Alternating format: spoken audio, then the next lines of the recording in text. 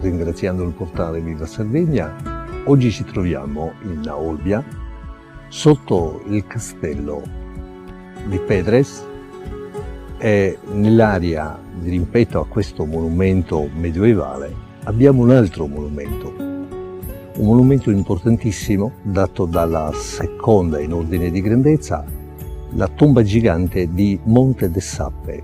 Il monumento intanto è ovvio, alla base dobbiamo ricordare che ha una età di circa 4.000 anni ad oggi.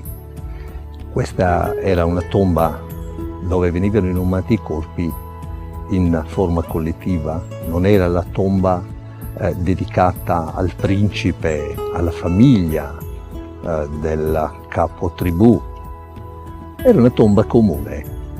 E il fatto che fosse una tomba comune evidentemente attesta il fatto che intorno ci fosse una comunità piuttosto numerosa, una comunità molto importante, dove evidentemente qui avevano occasione più precisamente di vivere un certo tipo di vita cultuale, pur non avendo un documento che attesti la presenza di un pozzo sacro eventuale, ma ci sono tutta una serie di altri dettagli che oltre alla tomba sono dati nel territorio da tafoni e varie, dove evidentemente ancora fin dalla preistoria, quindi tempi molto più lontani, questa civiltà persisteva. Questo monumento, che normalmente raffigura il toro, data la conformazione della tomba, nell'esedra dove in questo momento mi trovo,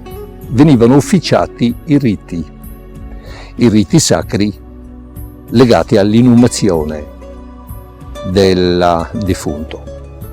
Nell'esedra normalmente veniva costruito un pozzetto sacro dove venivano conservati i documenti che erano corredi funerari che venivano lasciati per accompagnare il defunto nel passaggio fino al congiungimento con la divinità. In questo caso non abbiamo questo tipo di documento, in effetti è totalmente assente. Curiosamente non si è mai rinvenuto.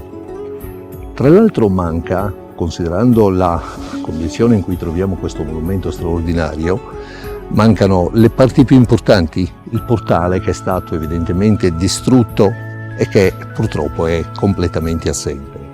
Mancano i petili che normalmente erano presenti all'ingresso, più spesso anche in formula doppia, all'ingresso del portale che rappresenta l'ingresso basso. Era una sorta di anticamera per il passaggio verso l'aldilà.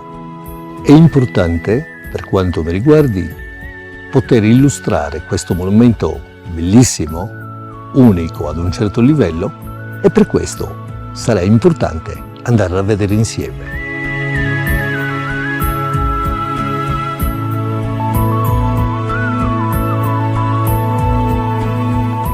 Intanto è curioso, mi sorge un dubbio che voglio esternare immediatamente.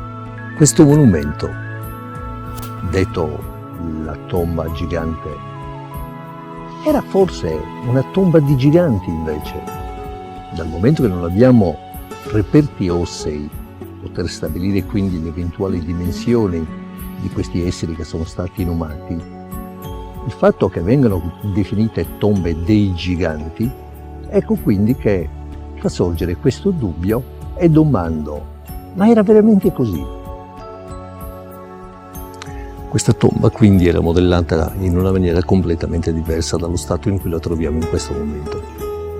La costruzione era realizzata da un modello che raffigura il toro, il Dio Padre, il generatore di vita. In questo caso la raffigurazione del toro è importantissima perché la ritroveremo in 1000 altri contesti, parlando della nostra cultura antichissima, che è quella della nostra Sardegna.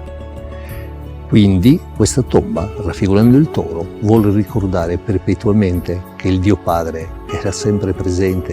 Il Dio Padre, che è nel toro, raffigura anche la madre, perché in questo caso, curiosamente, la conformazione della tomba ricorda la natura femminile. Questa tomba ci permette ovviamente di poter constatare esattamente come ipoteticamente venivano inumati i corpi. Ovvio che, dato lo stato in cui la ritroviamo, in questo caso il sacello vero e proprio permette di poter osservare, attraverso questa pietra che chiude la camera sepolcrale, al lato della fine della tomba, rispetto all'esetra, abbiamo tutta una serie di pietre che, come copertura a piatabanda, chiudono la possibilità che la terra di copertura, che dava la perfetta struttura di questa testa di toro, quindi della copertura creata appunto con pietre e terra, che coprendo la tomba le davano una configurazione particolarissima. Questo ci permette in questa occasione invece di poter osservare il fatto che una inumazione, nel caso, veniva fatta quando per l'occasione indispensabilmente, e l'urgenza eventualmente della sepoltura obbligava allo spostamento di alcune pietre, per cui si sterrava la parte superiore, quindi si spostavano i blocchi e quindi, ultimata l'inumazione, si ricopriva il tutto riportandola nello stato naturale per la quale questa tomba era così costruita. Vorrei concludere con alcuni altri piccoli elementi, ma anche questi altrettanto importanti. Sono ovviamente la costruzione della camera sepolcrale. In questo caso abbiamo notato dalle immagini precedenti che in effetti venivano infisse delle lastre nel terreno, lasciando ovviamente una distanza, quindi creando una sorta di effetto parallelo della infissione delle stesse, affinché la camera si conservi così, potesse essere utilizzata quindi secondo questo schema costruttivo. Ora, aggiungere altro non mi pare che sia assolutamente necessario. In un riassunto totale, tutta la serie delle immagini che abbiamo filmato sono una descrizione abbastanza ampia di questo monumento fantastico che è Salumbe Sape. E grazie naturalmente al portale di Viva Sardegna che noi abbiamo l'opportunità di documentare altri siti che andremo a visitare di volta in volta. Quindi, ringraziando, ci rivediamo presto.